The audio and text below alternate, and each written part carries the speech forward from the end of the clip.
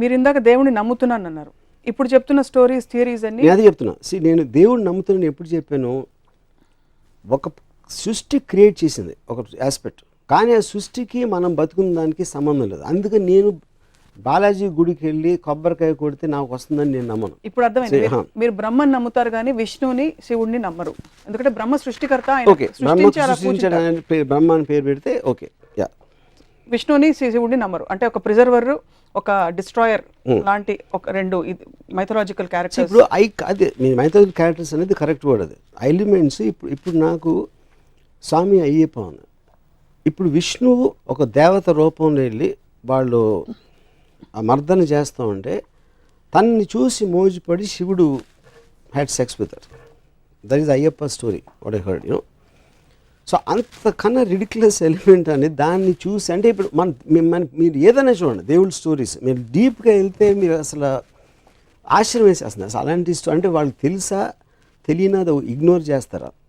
ఇప్పుడు బాలాజీ స్టోరీ ఉంది. ఓకే, బాలాజీ వచ్చే ముందు ఇంకొక చిన్న ఎగ్జాంపుల్ చెప్తాను. నేను ఒక ట్విట్టర్లో ఒక ట్వీట్ పెట్టాను గణపతి టైంలో. పురాణాల గురించి మనం ఎలాగో మళ్ళీ మాట్లాడతాం. ఐ థింక్ ఇట్స్ ఇన్ దేవుడు కాన్సెప్ట్ వాట్ ఐమ్ టాకింగ్. అంటే నేను అనేది దేవుడు అంటే ఏంటి, మనం భగవంతుడిలా కొలిచి పూజలు చేసి తన మొలాన మనకు వచ్చేస్తున్నాయి అనే దాంట్లో వాళ్ళందరి డెఫినేషన్ ఉంటుంది. అవును, బ్రహ్మ అనేది ఒక కాన్సెప్ట్, కానీ బల్క్ ఆఫ్ ద పీపుల్ దేవుడిని పూజిస్తారు, వినాయకుడిని పూజిస్తారు, బాలాజీని పూజిస్తారు, అయ్యప్పని పూజిస్తారు. So I think they are in the same category. Varma గారి అభిప్రాయం దేవుడి గురించి అంటే ఆయన ప్రపంచాన్ని సృష్టించి వదిలేశారు, ఆయన పని అయిపోయినా ఆయన మూలను కూర్చున్నారు, అంతేనా? మనం అంటే ఇప్పుడు చేమలు ఉన్నాయి, దోమలు కూడా ఉన్నాయి, గొంగుళిపూర్లు ఉన్నాయి, బొద్దింకలు ఉన్నాయి. బొద్దింకలు ఎందుకు క్రియేట్ చేశారు? మనకి జలుబిచ్చే వైరస్ని ఎందుకు క్రియేట్ చేశాడు? మనుషుని క్రియేట్ చేసాడు, ఓకే, మనకు బాగానే ఉంటుంది కాబట్టి మనకు బాగానే ఉంది. బట్ అన్నిటినీ కూడా ఆ సృష్టి క్రియేట్ చేసింది.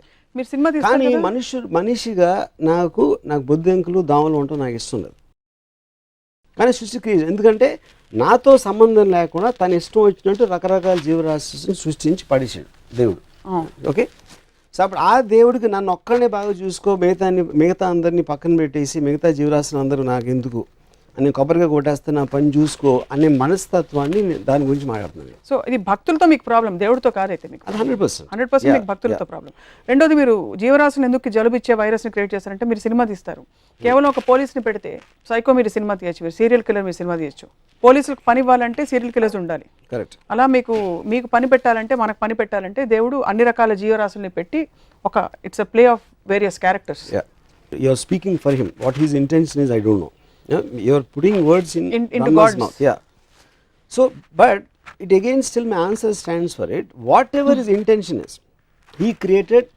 ఏది స్పెషల్గా చూడాల్సింది దాని అవసరం దానికి లేదు, అట్లీస్ట్ ఆ ఉద్దేశం లేదని చాలా క్లియర్గా తెలిసిపోతుంది. లేదంటారా? 100%. ఎందుకంటే ఇప్పుడు ఒక సునామీ వస్తుందండి, అది ఏమి విచక్షణ లేకుండా మొత్తం అన్ని రిలీజియన్ ఆడవాళ్ళని పిల్లల్ని అందరినీ చంపకుండా పోయింది. 2006లో 2.5 lakh పీపుల్ చచ్చిపోయారు. ఆ 2.5 lakh పీపుల్ ఒక కామన్ ఎలిమెంట్ ఆఫ్ ఉంటుంది అనేది నేను నమ్మను. దాని తర్వాత may their souls rest at peace అంటారు ఎవరు మనోళ్ళు. ఏది చేసింది యాక్ట్ ఆఫ్ గాడ్ అని లీగల్ డెఫినేషన్ ఉంది. Any kind of a natural calamity is called act of God. That is actual definition legally speaking. Okay, దేవుడు సృష్టించిన దాని మూలాన జరిగినది.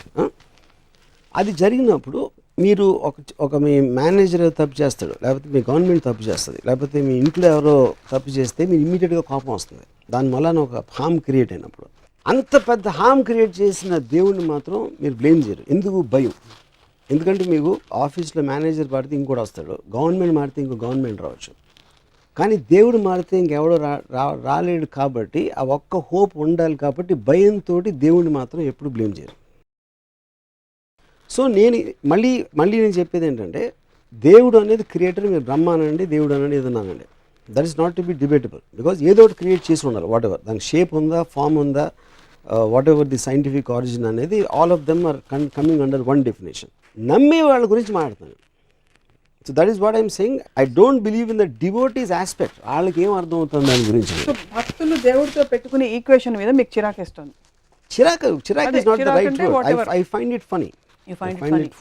మీరు ఎలాంటి ఈక్వేషన్ పెట్టుకుంటారు దేవుడితో? ఎప్పుడైనా అసలు తలుచుకుంటారు? అబ్సల్యూట్గా. బికాజ్ ఐ స్ట్రాంగ్లీ నేను బిలీవ్ చేస్తాను దేవుడి స్కీమ్లో నేను లేను.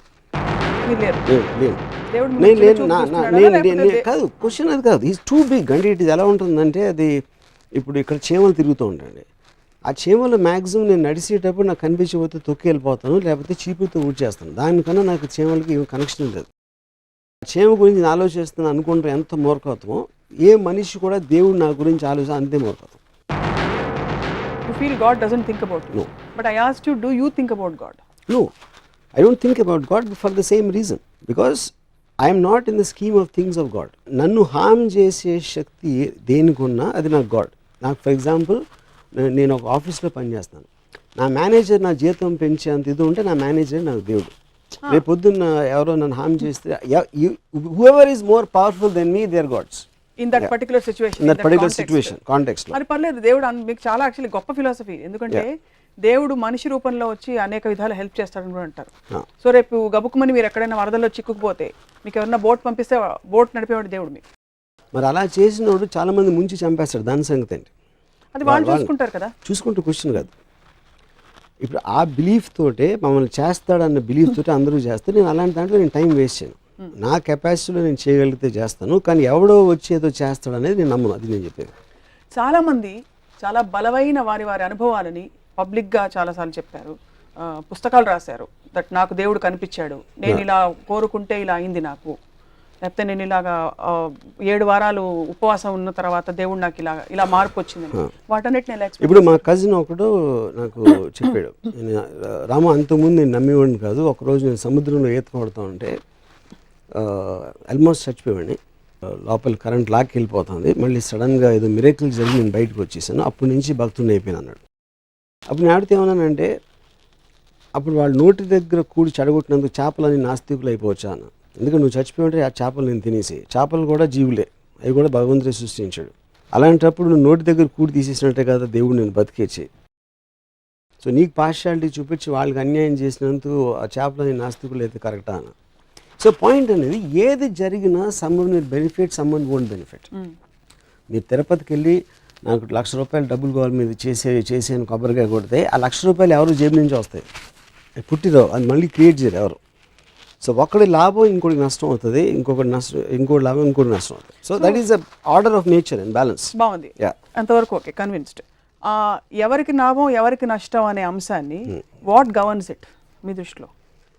ఆర్డర్ అనే నష్టం అనేది మనం సెల్ఫ్ క్రియేటెడ్ దాంట్లో చేసాం. మనుషులు ఒక పర్టికులర్ టైంలో యానిమల్స్, దాని నుంచి ఒక ఫేజ్లో ఒక సోషల్ యాంప్లెక్స్, చీమల నుంచి మనం complex and more advance form అవ్వచ్చు. ఒక సోషల్ ఆస్పెక్ట్లో రూల్స్ రెగ్యులేషన్స్ పెట్టుకుని సోషల్ వాల్యూస్, రిలీజన్ ఇలాంటి ఆస్పెక్ట్స్ తోటి మనం నిర్ణయిస్తాం మంచి చెడు, కష్టం నష్టం అనే other complexity of society. That is not directly related to God. ఎందుకంటే జంతు జాతిలో బలంతో చంపుతాయి, దానికన్నా కాంప్లెక్స్ ఉండదు. కానీ ఇక్కడ మనకి వేరియస్ లాస్, కానీ లాస్ అంటే లీగల్ అంటలేదు, మనకు స్టిపులేషన్స్ ఉంటాయి, మనకు ఉన్న సోషల్ ప్రోగ్రామింగ్ ఉంటుంది, వాటన్నిటి మూలాల నుంచి మన ఆ ఆస్పెక్ట్ వస్తుంది. కానీ that is not directly related. ఆ సొసైటీ మనం ఫామ్ చేసాం కాబట్టి ఇప్పుడు ఇంత అడ్వాన్స్ అయ్యాం. But I don't think that is related to God. It's not related to God. అంటే నేను మళ్ళీ అంటే అదే, ఇప్పుడు యానిమల్స్లో ప్యాక్ యానిమల్స్ ఉంటాయి. ఒక యానిమల్ ఏమో దాని చదివి నడుస్తుంది, లోన్ యానిమల్స్. చీమలకు ఒక సొసైటీ ఉంటుంది, అలాగే తేనెటీగలకు ఉండొచ్చు, అలాగే మనుషులకు ఉండొచ్చు. రిలేటివ్గా మనుషులు చాలా అడ్వాన్స్ ఫామ్. కానీ అలాంటి ఎగ్జాంపుల్స్ అనేవి చాలా ఉన్నాయి, సోషల్ ఫార్మేషన్స్ ఆఫ్ క్రీచర్స్. ఆ ఆస్పెక్ట్లు చెప్తున్నాను. మళ్ళీ ఐల్ గో బ్యాక్. నాకు ఇంకా అర్థం కాలేదు ఒకటి, ఎవరికి న్యాయం జరగాలి ఎవరికి జరగకూడదు అనేది డిసైడ్ చేసేది న్యాయం అన్యాయం అనేది. దాని గురించి నేను చెప్పేది న్యాయం అన్యాయం అనేది. నేను ఎక్కడో కొట్టుకుపోతున్నాను, నేను చచ్చిపోతే చేపలకు తిండి అవుతుంది. ఇప్పుడు పులి జింక వెనకాల పరిగెడుతుంది, జింకను పట్టుకోగలిగితే తినేస్తుంది. అది ఉట్టి కేవలం కాదు, అది ఉట్టి కేవలం తన బలం. బలవంతుడు బలహీనుని చంపుతాడు అనేది natural order and Darwin's philosophy. The strong against the week, that's the whole point. ఎందుకు అలా చూస్తే మరి చాలా కెలామిటీస్ లో మనుషులు కూడా పోతున్నారు కదా. అప్పుడు కెలామిటీ అనేది బలం, కెలామిటీ అనేది టైగరు, మనుషులు అనేది జింకలు కెలామిటీలో. సో ఇక్కడ coming back to this, so బలవంతుడు బలహీనుని చంపుతాడు అనేది నేచర్స్ లా. దాన్ని సోషల్గా మనం రివర్స్ చేసి రూల్స్ రెగ్యులేషన్స్ పెట్టుకున్నాం. దాన్ని గవర్న్ చేయడానికి వి క్రియేటెడ్ ఎ గాడ్. ఆ దేవుడిని క్రియేట్ చేసి దేవుడు ఇలా చేస్తే శిక్షిస్తాడు. ఇప్పుడు ఎందుకంటే మనుషులు శిక్షించట్లేదు, ఐ మీన్ తప్పులు చేసిన మనుషులు, పాపాలు చేసిన మనుషులు కూడా మనకన్నా బెటర్గా ఉన్నారు అని మనం చూస్తూ ఉంటాం ఎప్పుడు. అప్పుడు ఏమంటారు, వాళ్ళు ఏమి చేయలేరు కాబట్టి పైకి వెళ్ళాక దేవుడు శిక్షిస్తాడు. నువ్వు మంచి చేస్తే స్వర్గానికి వెళ్తావు, తప్పు చేస్తే నరకానికి వెళ్తావు అనేది కాన్సెప్ట్. సో ఈ గ్రూప్ కెలామిటీస్ లో ఇది వర్తిస్తుంది మీరు చెప్పింది. నేచర్స్ ఫ్యూరీ ఆర్ లేకపోతే ప్రకృతి వైపరీత్యం, is దేవుడి శాపం is bigger than this 200,000 people. ఇది of course anything more powerful. It's not about nature's calamity. Correct. ఒకే కెలామిటీలో కొంతమంది పోతారు, కొంతమంది బతుకుతారు. అవును.